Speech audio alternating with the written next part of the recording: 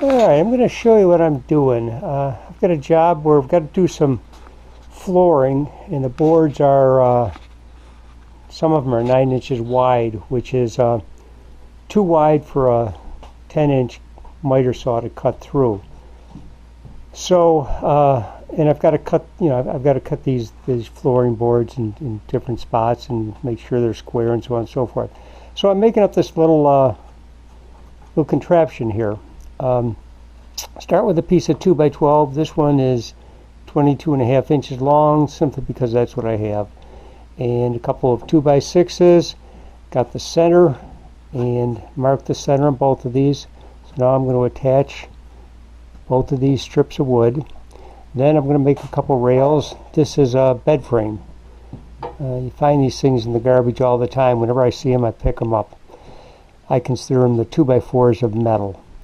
So anyhow, so I'm going to attach this first, and then I will cut these down, and I'll show you what else I'm doing. Alright, I finished it up. I didn't bother filming all the little details. I'll just explain it to you. What you want to do is make sure that you have these blocks perfectly perpendicular to these rails, because these are going to act like a fence for you. All right. I had to use a smaller angle iron because this one was a little too tall, and the motor, if I go in this direction, the motor would get stuck on it. So I went and I used this. And if you have to go out and buy the angle, you can buy that at the Home Depot.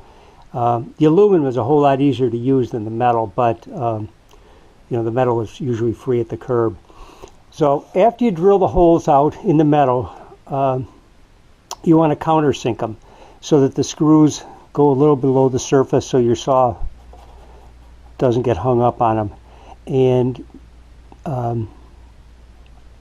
so that's the same with both of them. I found it easier to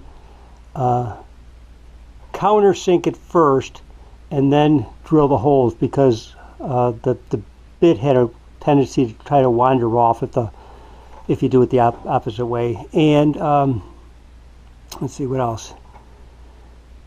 I guess that's really about it. As I said, you got to make sure though that these are perfectly perpendicular, because if not, when you start cutting, you're not going to have straight ends.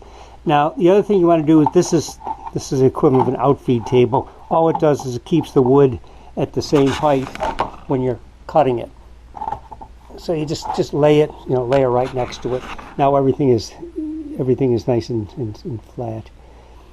So let me show you this thing in action. And again, this would be if you were doing, I don't know, like in this case it's going to be for hardwood flooring, but you could do it if you're doing siding, anything that you have to do a lot of straight cuts. And the wood isn't real large. So let me show you how this thing works. There's a piece of oak. It's got a split in it. So I put it in. I make sure, again, you see this, how it's not against this? You got to make sure that you're pushing that right up tight. Now, if you wanted, you could actually even put one of those little hand clamps on there to clamp the thing down. But at this point, I'm not gonna do that. I may do it later, because I got an awful lot of these boards to cut. All right. So once you get that in this case, I want to make sure that I don't have that little crack there. Make sure it's nice and straight. You get your saw. Again, I can only cut going in this direction because the motor doesn't hit this where it does hit over here. So get that nice and straight. Put a little weight on it. I don't want to cut off too much of this. Okay. Put a little weight on it. Just kneel on it. And pull your guard lever up.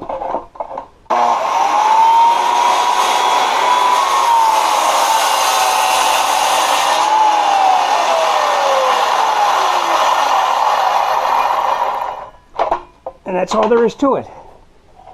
All right, now let's see if we got a square here. Check with a square.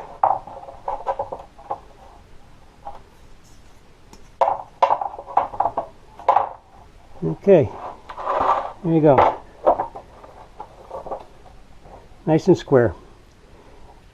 If you have wood that's warped, it's not going to work. But then it wouldn't work with a miter saw either, because you know if it's really warped, you're not going to be able to get it flat against this. So there you go. If you can see there or not, but it's nice and tight. So anyhow, and again, the reason I'm doing this is because I can't cut this wide with a saw.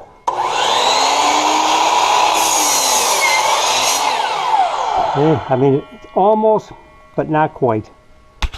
So, you know, I'd have to get a handsaw and cut each one of these things. So anyhow, that's it. I don't know if it's going to help anybody or not. Don't even know if anybody ever watched this or not. But hopefully it helps you.